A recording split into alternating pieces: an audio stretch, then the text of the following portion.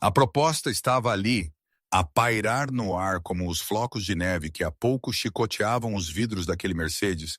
Aliás, não era um Mercedes, era a minha vida.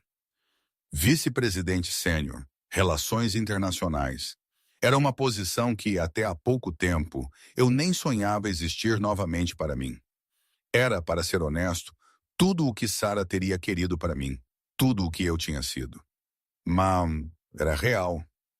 Ana Matos, a CEO que momentos antes me tratava como um móvel dispensável, estava agora a oferecer-me o mundo, ou pelo menos, o meu mundo de volta. Era estranho, a ironia era quase palpável, e eu sentia um aperto no peito, uma mistura de satisfação, incredulidade e, por que não dizer, alguma desconfiança. Aquela mulher, ela era de outro universo. Há poucas horas, talvez umas 5 ou 6, era manhã ainda, mas a neve já caía sem parar em Lisboa. Lembro-me bem da Avenida da Liberdade a ficar branca, daquela sensação de isolamento, mesmo no meio da cidade. E eu ali, ao volante, a ouvir os estalidos do rádio, jazz, acho eu. O carro era confortável, claro, um luxo, mas o ambiente lá dentro era gelado, muito mais do que a tempestade lá fora. Ana Matos, no banco de trás, tacava o telemóvel com uma fúria silenciosa. As suas ligações caíam uma hora após a outra. O prazo para a chegada da delegação japonesa e indiana do Sr. Tanaka e da doutora Priya Sharma para fechar uma parceria de 1,2 mil milhões de euros estava a esgotar-se rapidamente. Era palpável a tensão que irradiava dela, uma aura de desespero contido. Eu estava focado na estrada, claro, mas não podia evitar apanhar pedaços das conversas. Agências de tradução a falhar, a nevasca a bloquear voos, a logística toda a desmoronar-se. Por um instante, abaixei o volume do rádio, pensando que talvez isso a ajudasse a concentrar-se. Má ideia. Tire as mãos do meu carro. A voz dela cortou o ar, afiada como vidro partido. E a música fica desligada. Preciso de pensar. Não olhou para mim, apenas para o seu tablet, onde as cláusulas densas e técnicas do contrato se desenrolavam na tela. Senti o meu maxilar a contrair, mas mantive a minha mão a recuar lentamente. Ela pensou que eu estava a aprender, mas na verdade eu já sabia. Sabia há 22 anos, desde que o Departamento de Estado me ensinara que o silêncio era a melhor resposta, especialmente quando as palavras se tornavam afiadas como navalhas. Ah, Ana Matos. O nome dela pairava na minha mente como uma nuvem escura. Uma CEO brilhante, sim, isso ninguém podia negar. Mas com uma reputação de ser implacável, sem ver pessoas, apenas peças num tabuleiro. E eu era uma peça, um motorista invisível, pago para a levar de um ponto A para um ponto B sem interrupções, sem falhas. Lembro-me de João, o assistente dela, o tal que a tinha avisado sobre a firma de tradução, o coitado. Ele provavelmente devia estar a dar em doido por causa da situação. Eu conseguia sentir a sua frustração quase do banco de trás.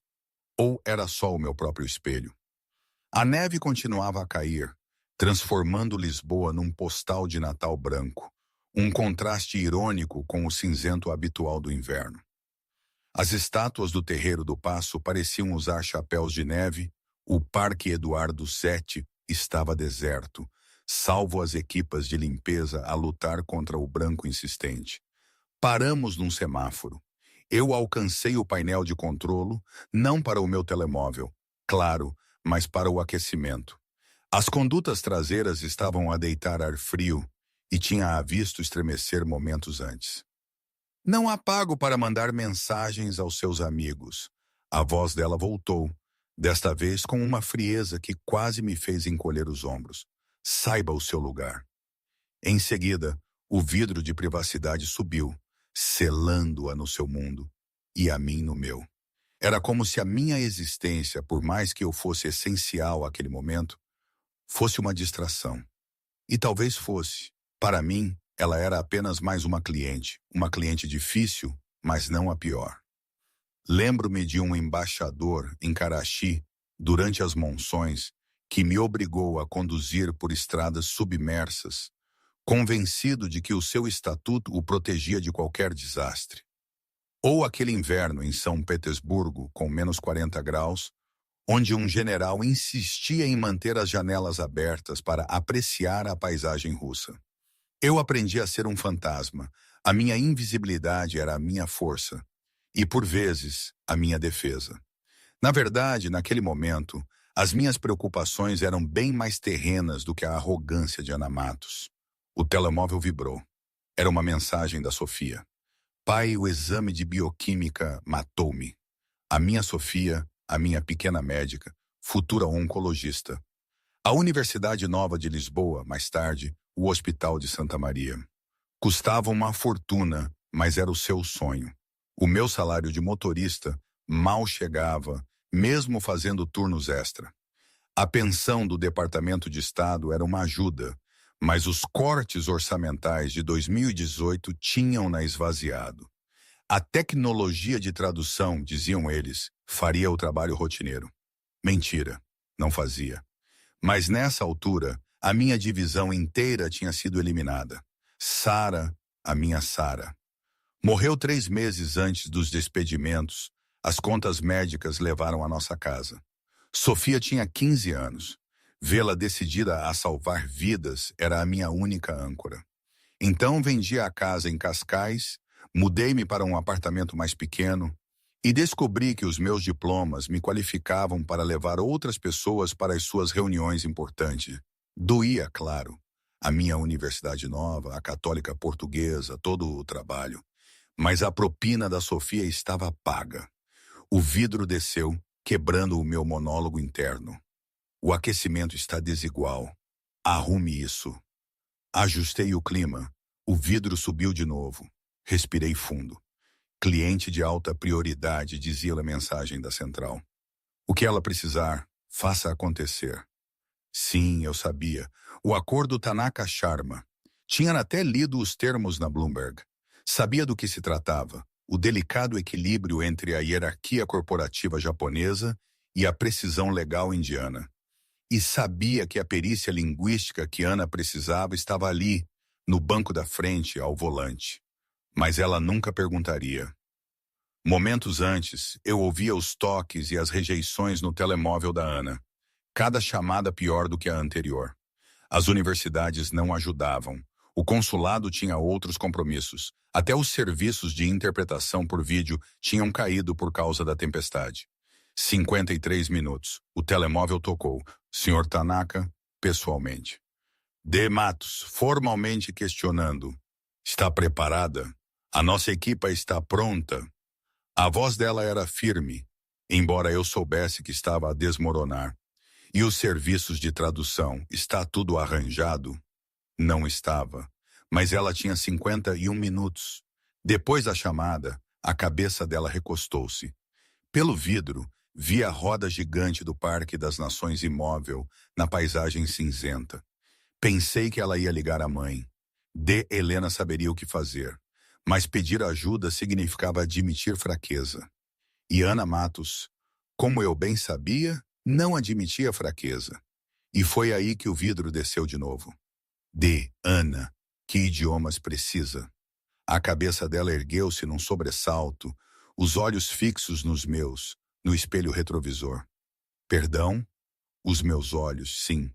Os meus olhos. Cinzentos, calmos, com aquela serenidade que só vem de ter visto demais do mundo. Para a sua reunião, disse eu, mantendo o tom neutro, como um bom diplomata. Não pude deixar de ouvir. Precisa de serviços de interpretação. Que idiomas? A audácia disto não era. Um motorista a intrometer-se numa crise de negócios daquela magnitude. Era quase risível, eu sei. Não é da sua conta, respondeu ela, os lábios apertados. Olhe para a listrada, mas eu continuei, ignorando-a como quem segue um guião mental. Japonês, certo? terminologia técnica, contexto de hierarquia corporativa. E Hindi, registro jurídico, provavelmente direito contratual específico. Ela estava a olhar para mim, perplexa, os olhos arregalados no espelho. Como é que... Eu nem esperei que ela terminasse. Também, continuei, os olhos sempre na estrada, a voz inalterada. Vai precisar de alguém que entenda as dinâmicas culturais quando um zaibatsu de Tóquio negocia com uma equipa jurídica de Bombaim. As implicações hierárquicas por si só poderiam deitar o acordo por terra se a interpretação não captar o nível adequado de deferência. O carro ficou num silêncio absoluto. Podia sentir a confusão, a surpresa, talvez até um toque de irritação a emanar dela. Você? Perguntou Ana, a voz quase inaudível. Pedro Silva, sim, de Ana. O seu motorista. Fiz uma pausa, o momento perfeito para a formalidade necessária. E anteriormente, intérprete diplomático sênior do Departamento de Estado do Zeizeu. 22 anos, 9 idiomas, incluindo japonês e hindi. O telemóvel dela tocou novamente. Ignorou-o. É um motorista, disse ela devagar, como se tentasse encaixar as peças do puzzle. Sim, Deana. E também sou fluente em japonês, mandarim, hindi, árabe, russo, francês, espanhol e português, claro. Tenho um doutoramento em Relações Internacionais pela Universidade Nova de Lisboa e um mestrado em Linguística Aplicada pela Universidade Católica Portuguesa. Já interpretei para 3 presidentes, 2 cimeiras do G7 e as negociações da base dos Açores em 2015. O telemóvel parou de tocar e recomeçou. O Sr. Tanaka era persistente. Se é tudo isso, disse Ana, a voz a soar incrédula. Por que é que está a conduzir o meu carro? Porque doutoramentos não pagam propinas de faculdade de medicina, disse eu simplesmente. E tenho uma filha na Universidade Nova, a Sofia, que vai ser oncologista. O telemóvel da Ana acendeu novamente. Tanaka a ligar de novo. Ela olhou para mim, Pedro Silva, o seu motorista. Pude ver os seus neurônios a trabalhar, a fazer um cálculo que teria horrorizado a sua equipa de gestão de risco. A balança entre o orgulho e o desespero pendeu para o lado certo, felizmente. Consegue mesmo fazer isto? Perguntou ela. Sim, Deana. A linguagem de responsabilidade é extremamente técnica. Direito de patentes, questões jurisdicionais internacionais, cláusulas de força maior específicas para a tecnologia de computação quântica. Interpretei a Cimeira de Propriedade Intelectual de Tóquio em 2014, disse eu. Estou familiarizado com a terminologia. Ana atendeu o telefone. Sr. Tanaka, as minhas desculpas pelo atraso. Posso pô-lo em alta voz? Pressionou o botão antes que ele pudesse responder. Sr. Tanaka, aqui é Pedro Silva. Serei eu a facilitar as nossas discussões hoje. Gostaria de confirmar os parâmetros da cláusula 17 antes da sua chegada. E então falei em japonês, fluente, formal, com o nível exato de respeito apropriado ao dirigir-me a um executivo sênior de uma grande corporação. Ana não falava japonês, mas ouviu o tom do Sr. Tanaka mudar, aquecendo ligeiramente. Surpreendido, mas agradado. Mudei para hindi, presumivelmente para a Dra. Priya Sharma, e ouvi a gargalhada de uma mulher do outro lado. A D. Priya diz que a linguagem contratual na seção 7 é demasiado agressiva, traduzi, voltando ao inglês. Ela está preocupada que pareça que a Nordic Corps está a ditar termos em vez de propor uma parceria. É proteção de responsabilidade padrão, disse Ana. Voltei a falar em hindi, ouvi, depois mudei para japonês. O Sr. Tanaka sugere, disse eu a Ana, que a palavra padrão implica que a Nordic Corp vê a Tanaka Industries como um cliente padrão. Ele recomenda reformular a linguagem para refletir a natureza única desta parceria. Naquele instante, algo mudou no meu peito. Eu não estava apenas a traduzir palavras. Estava a traduzir intenções, a construir pontes. O que ela sentiu? Não sei, mas vi um lampejo nos seus olhos. O que sugere? Perguntou Ana. No meio da história, se me permitem uma pequena digressão. O que se passou aqui é de uma ironia brutal, não acham? Uma mulher poderosíssima, uma CEO que construiu um império do nada, presa numa teia de burocracia e falhas de comunicação, incapaz de ver a solução bem debaixo do nariz. Ou melhor, no banco da frente do seu carro de luxo. E eu, que já tinha sido a voz entre nações, relegado a levar pessoas de um lado para o outro por causa de uns cortes orçamentais e daquela invenção supostamente maravilhosa da inteligência artificial, que no fundo só servia para nos substituir a nós, os humanos. É quase como se o universo quisesse pregar uma partida. Mostrou que por mais brilhantes que sejam os algoritmos, por mais rápido que a tecnologia avance, a essência da comunicação, aquela faísca de entendimento humano, a capacidade de ler nas entrelinhas, isso ainda é insubstituível. Parece uma daquelas histórias antigas, onde o herói menos provável surge do nada para salvar o dia. Só que aqui não há heróis de capa. Há apenas um pai a lutar pela educação da filha e uma CEO a lutar pelo seu império. Loucura, não é? De certa forma, tudo isto foi absurdamente real. E talvez seja por isso que funcionou. Voltemos à história. Parei o carro na garagem subterrânea da Nordic Corps. As luzes fluorescentes eram duras, ofuscantes, depois do crepúsculo da neve. Fale-lhes do seu pai, disse eu calmamente. O quê? O seu pai foi um engenheiro que ajudou a desenvolver a arquitetura inicial dos microprocessadores. Li o perfil da Forbes. Conte ao Sr. Tanaka como o trabalho do seu pai foi construído sobre a colaboração com a equipe de investigação da Sony na década de 1980.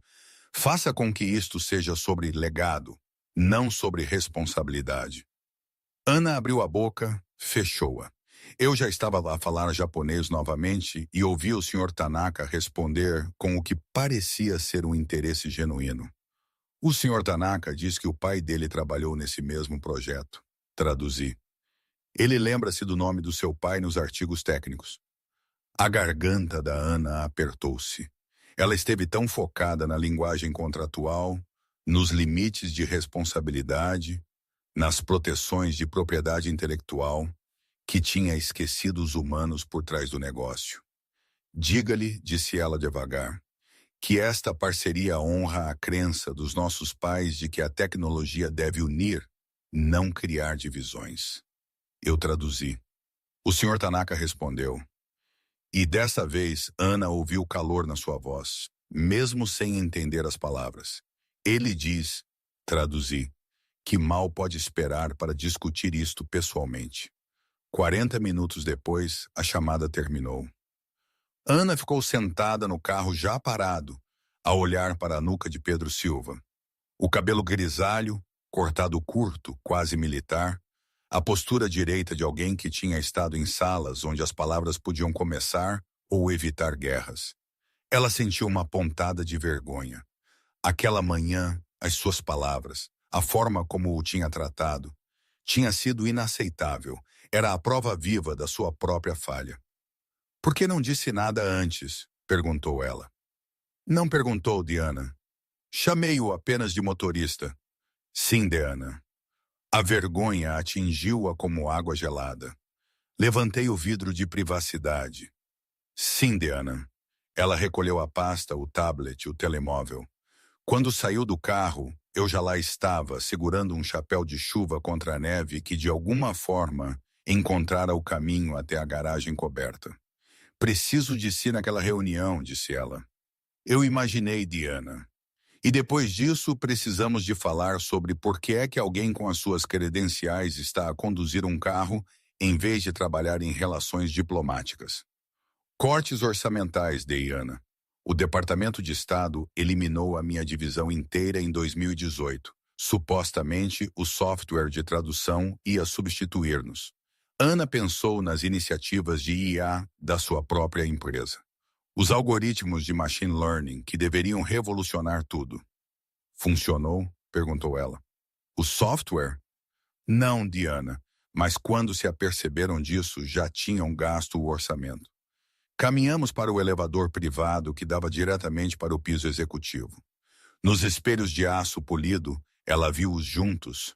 Ela, no seu fato de 3.000 euros, eu, no uniforme padrão de motorista, fato escuro e gravata. Desculpe, disse ela. Pelo quê, Diana? Por tratá-lo como um móvel. Pressionei o botão do 47º andar. Não é a primeira, Diana. Não será a última. Isso não é desculpa. Não, Diana, mas é a realidade. O elevador subiu. Ana enviou uma mensagem a João. Encontrei um. O piso executivo parecia saído de uma revista de design. Paredes de vidro, secretárias em pé, vistas da cidade agora obscurecidas pelo branco. João veio ao nosso encontro, a expressão pairando entre o pânico e o profissionalismo. Ana, o conselho está à espera. Tanaka acabou de aterrar e não temos. Ele parou ao olhar para mim. Quem é este? Pedro Silva, o nosso intérprete. De que agência? Ele estava a conduzir o meu carro e tem mais experiência em negociações internacionais do que todos aqui combinados.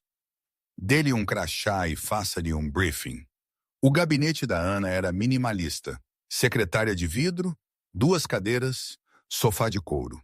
3 itens nas paredes, o seu diploma de MBA, uma foto com o primeiro-ministro e um bilhete emoldurado do pai. Confia na matemática, mas lembra-te dos humanos. Ela tinha se esquecido disso ultimamente. O telemóvel tocou. Era a de Helena, a mãe dela, do Algarve. Mãe, isso não é... João apareceu de novo. De Helena ligou, disse que estava com problemas. Tá resolvido, está? A voz da mãe soou pela alta voz do telefone, não que ela se importasse que eu estivesse ali. Tens andado tão ocupada a ser brilhante que te esqueceste de ser humana. Isso não é justo, é? Minha querida, estás tão decidida a não precisar de ninguém que tratas as pessoas como peças de xadrez. O teu pai nunca fez isso. Ana olhou para o bilhete emoldurado. Eu sei. Poder não é estar em cima das pessoas, é elevá-las contigo. Tenta lembrar-te. A chamada terminou. João apareceu. Ana, estão prontos. Mande o Pedro entrar primeiro. Preciso de 5 minutos. Entrei no gabinete, como alguém habituado a salas onde cada palavra importava. Sem inquietação, sem olhares curiosos. Apenas esperei. Sente-se, disse Ana. Este acordo representa 18 meses de trabalho. Se falhar, a Nordic Corps perde tudo. Estou a confiar em si com base numa conversa de 3 minutos. Sim, Diana. Por que é que eu deveria? Tirei o telemóvel, abri as fotos. Eu entre 2 homens a assinar documentos, bandeiras atrás deles. Americana, chinesa, japonesa. Parceria Transpacífica 2016. Cláusulas de proteção de PI. Próxima foto. Eu de uniforme militar. Mais jovem, fora de um bunker. Interpretação de conflitos nos Balcãs, 1999. Outra, eu a apertar a mão de uma mulher num sari. Ministra do Comércio indiana, 2013. Transferência de tecnologia e proteção de patentes. Mais uma dúzia de imagens, cada uma janela para uma carreira que ela tinha completamente subestimado. O Departamento de Estado não concede menções honrosas facilmente, disse mostrando um certificado. Tenho 3. 2 por prevenir incidentes diplomáticos. Uma por identificar riscos de segurança através de análise linguística. Guardei o telemóvel. Deve confiar em mim porque passei 22 anos a garantir que pessoas poderosas realmente se entendem. E nunca falhei. Ana olhou para mim. Realmente olhou, pela primeira vez. O que aconteceu? Como é que se passa de menções presidenciais para conduzir? A minha mulher adoeceu. As contas médicas levaram tudo. A minha filha entrou na faculdade de medicina. O Departamento de Estado eliminou a minha posição. Escolhi o futuro da minha filha em vez do meu orgulho. Podia ter encontrado outro trabalho de interpretação. Tentei. A tradução por IA convenceu as empresas de que não precisam de humanos. As organizações que contratam querem pessoas sem bagagem governamental. Aparentemente, a experiência no Departamento de Estado torna-o qualificado em excesso para tudo, exceto conduzir. Isso é insano. É economia. O telemóvel da Ana vibrou. João, Tanaka está há 15 minutos. Ela levantou-se. Depois desta reunião, teremos uma conversa mais longa sobre o que qualificado em excesso realmente significa. Sim, de Ana. E pare de me chamar de Ana. É Ana. Sim, de Matos. Já serve. A sala de conferências foi projetada para intimidar. Enormes janelas, uma mesa para 30 pessoas, tecnologia integrada. Ana tinha-a escolhido para lembrar aos parceiros que a Nordic Corp jogava em grande. A administração estava sentada. Ricardo Esteves, o presidente do conselho, Patrícia Gomes, Tiago Pereira, todos céticos em relação a qualquer coisa não convencional. Olhavam para mim como um estafeta perdido. Ana, disse Ricardo. Onde está o intérprete? Indisponível. Este é Pedro Silva. Credenciais? Perguntou Patrícia. 22 anos como intérprete diplomático sênior do Departamento de Estado do Zecebo, cimeiras presidenciais, negociações do G7, acordos da base dos Açores, 9 idiomas, incluindo japonês e hindi, doutoramento em Relações Internacionais pela Universidade Nova, mestrado em Linguística aplicada pela Harvard, ou melhor, Católica Portuguesa. Silêncio. Ele é o seu motorista, disse Tiago devagar. Ele é a pessoa mais qualificada em Lisboa para essa negociação. A menos que queiram explicar aos acionistas por que perdemos 1,2 mil milhões de euros por sermos demasiado orgulhosos para aceitar ajuda, avançamos. Ricardo olhou para mim. Interpretou mesmo para presidentes. 3 deles, embora acordos de confidencialidade impeçam especificidades. Patrícia riu. Gosto dele. Bom, disse Ana. A chegada de Tanaka foi precisamente coreografada. João encontrou-os no lobby e escoltou-os pelos corredores de vidro, onde cada funcionário da Nordic tinha sido instruído para parecer ocupado, mas não intrusivo. O Sr. Tanaka tinha 63 anos, cabelo prateado, movendo-se com a dignidade cuidadosa de alguém que construíra um império de fabrico a partir da oficina do pai. A doutora Priya Sharma, de 48 anos, olhos perspicazes, vestia um sari de seda azul escuro. Trouxeram 4 assistentes, 2 advogados e um ar de ceticismo polido. Cumprimentei-os no corredor antes de chegarem à sala de conferências. Fiz uma vênia ao Sr. Tanaka, não muito profunda, o que teria sido obsequioso, nem muito superficial, o que teria sido insultuoso.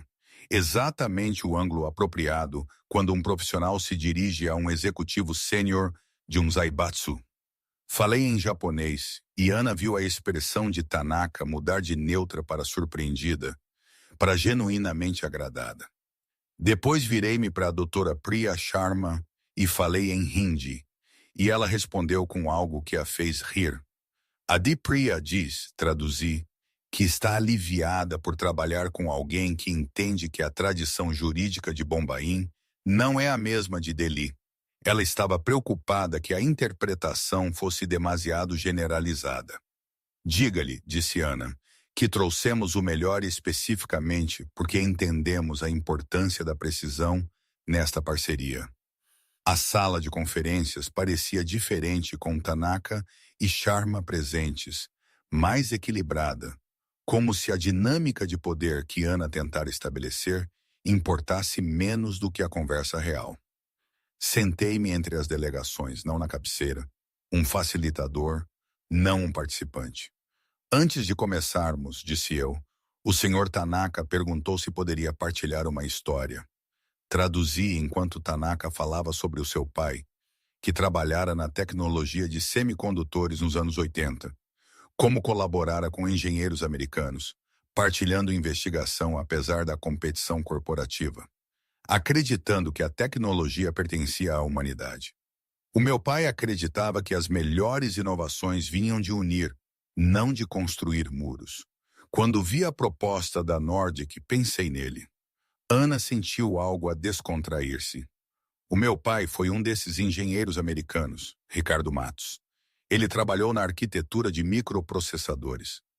Os olhos de Tanaka arregalaram-se. Ele falou rapidamente em japonês. O Sr. Tanaka lembra-se dos artigos do seu pai, disse eu. Ele diz que foram fundamentais para a sua própria educação. Ele está honrado em continuar esse legado de colaboração. A reunião transformou-se depois disso. O que Ana planeara como uma negociação contratual tornou-se algo mais próximo de uma conversa entre pessoas que entendiam que estavam a construir algo juntas. Eu não traduzia apenas palavras. Traduzia contexto, intenção, nuances culturais.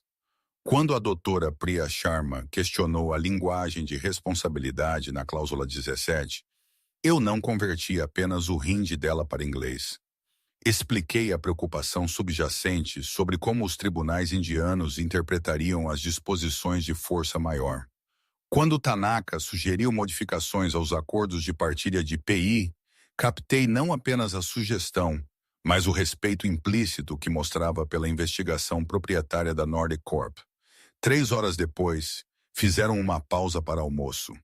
A equipa de catering trouxe comida japonesa e indiana, juntamente com opções portuguesas. Um detalhe que João conseguiu organizar, apesar do caos. Ana encontrou-me junto às janelas, a olhar para a neve que finalmente começara a diminuir. Não está apenas a interpretar, disse ela. Está a negociar. Estou a facilitar a comunicação, corrigi. Há uma diferença. O Sr. Tanaka quer este acordo.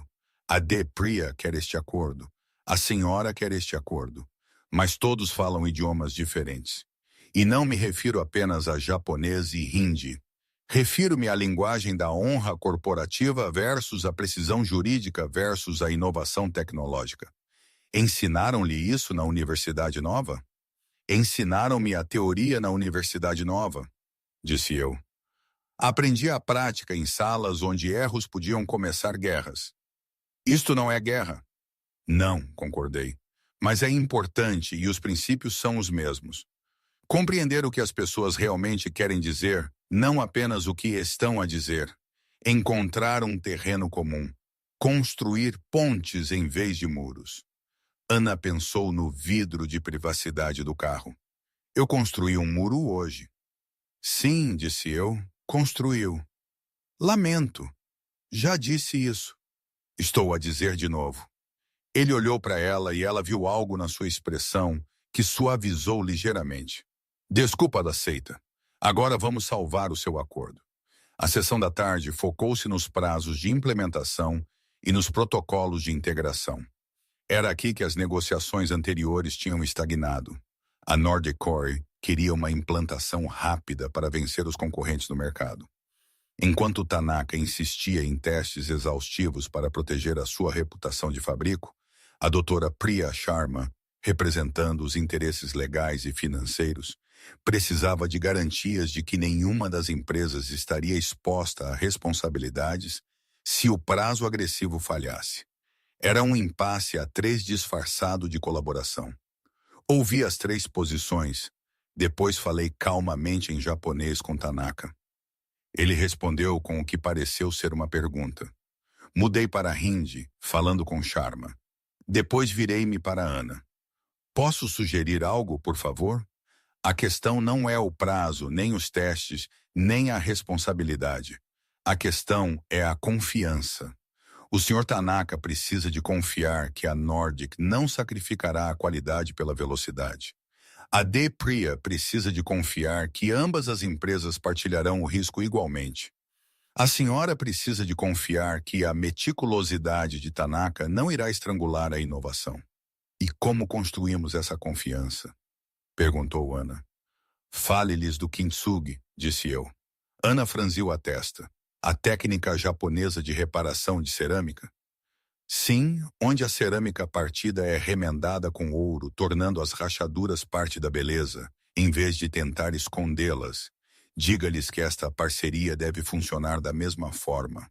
Reconhecemos os potenciais pontos de fratura e os tornamos mais fortes, em vez de fingirmos que não existem. Ana olhou para Tanaka, depois para Sharma. Não tenho a certeza de como isso se aplica à linguagem contratual.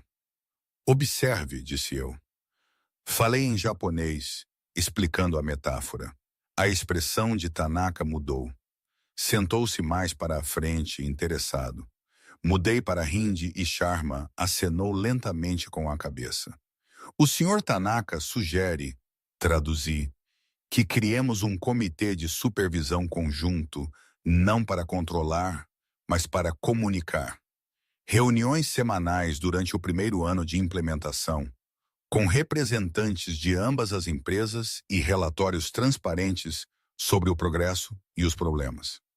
A Depriya acrescenta, continuei, que o comitê deve ter autoridade vinculativa para suspender a implantação se surgirem preocupações com a qualidade, mas apenas com acordo unânime. Isso protege a reputação de Tanaka, mantendo a flexibilidade da Nordic, pensou Ana. Isso dá-lhes poder de veto sobre o nosso cronograma. Dá a todos poder de veto. Corrigir, incluindo a si. Não é controlo, é colaboração. Também não está no contrato original. O contrato original, disse eu suavemente, estava prestes a falhar. Ana olhou para a sua equipa jurídica. Miguel Reis já estava a digitar notas, provavelmente a redigir a linguagem para uma provisão de supervisão conjunta. Diga-lhes, disse Ana, que concordo. Vamos estruturá-lo como um conselho de parceria, com representação igual e protocolos claros de tomada de decisão. Faremos das rachaduras parte da força. Tanaka sorriu quando traduzi. Levantou-se, contornou a mesa e estendeu a mão a Ana. Ela apertou-a e sentiu 18 meses de tensão finalmente libertados. Às 7 da noite tinham um memorando de entendimento. Não o contrato final, que levaria mais algumas semanas para os advogados aperfeiçoarem, mas uma estrutura que ambas as partes podiam assinar. A provisão do Conselho de Parceria estava lá, preto no branco.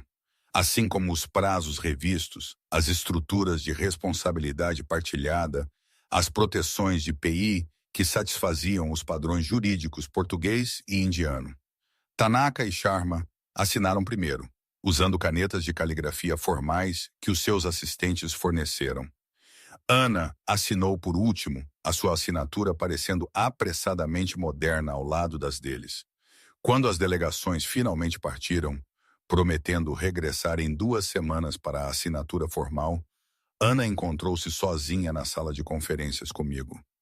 Salvou a minha empresa, disse ela. Clarifiquei a comunicação, corrigi. Construiu algo que valia a pena salvar. Isso é generoso, considerando como o tratei esta manhã. Esta manhã estava desesperada e aterrorizada, disse eu. As pessoas não são o seu melhor quando estão desesperadas e aterrorizadas. Isso ainda não é desculpa. Não, concordei. Mas é contexto. Ana olhou para o memorando assinado na mesa. 1,2 mil milhões de euros em valor de parceria construído sobre uma base que quase desmoronou porque ela tinha sido demasiado orgulhosa para pedir ajuda. Quero oferecer-lhe um cargo, disse ela. Como que? Vice-presidente sênior de Relações Internacionais. Reportaria diretamente a mim. O seu trabalho seria fazer exatamente o que fez hoje. Construir pontes, traduzir não apenas palavras, mas intenções, ajudar-nos a navegar pelas complexidades culturais das parcerias globais. Fiquei em silêncio por um longo momento. A Sofia, a minha promessa a Sara. Tinha de ser a razão. O salário seria compatível com o cargo, continuou Ana. 6 dígitos, benefícios completos, opções de ações, o suficiente para cobrir as propinas da faculdade de medicina sem fazer turnos duplos. Por quê? Perguntei. Porque é brilhante nisto. Porque preciso de alguém que consiga ver o que eu não consigo ver. Por quê? Ana fez uma pausa. Porque a minha mãe me lembrou que o poder não é sobre estar em cima de outras pessoas. É sobre elevá-las consigo. O seu salário de motorista é de 42 mil euros por ano, disse eu. Eu sei, está a oferecer-me pelo menos 3 vezes isso.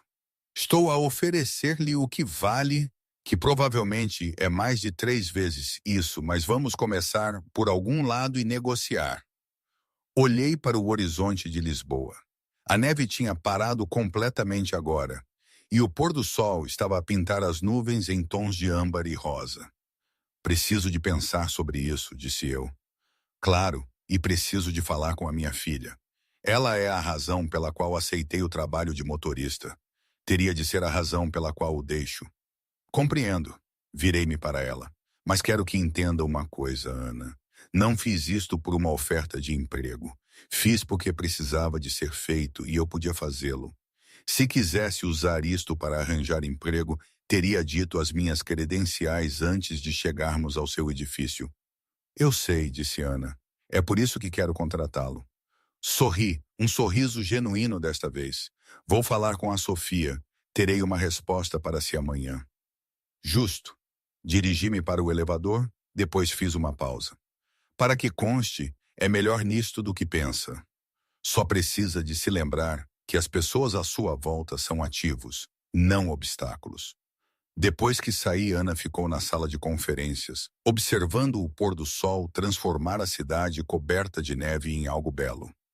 O telemóvel dela vibrou. A sua mãe a enviara uma mensagem. João ligou. Disse que o acordo está salvo. Presumo que te lembraste dos humanos. Ana respondeu. Lembrei. Obrigada. Orgulhosa de ti, querida. Ana olhou para a sala de conferências vazia, para o memorando assinado, para o seu reflexo nas janelas a escurecer. Tinha passado toda a sua carreira a tentar fazer tudo sozinha. Construir a empresa, fechar os negócios, provar que não precisava da ajuda de ninguém.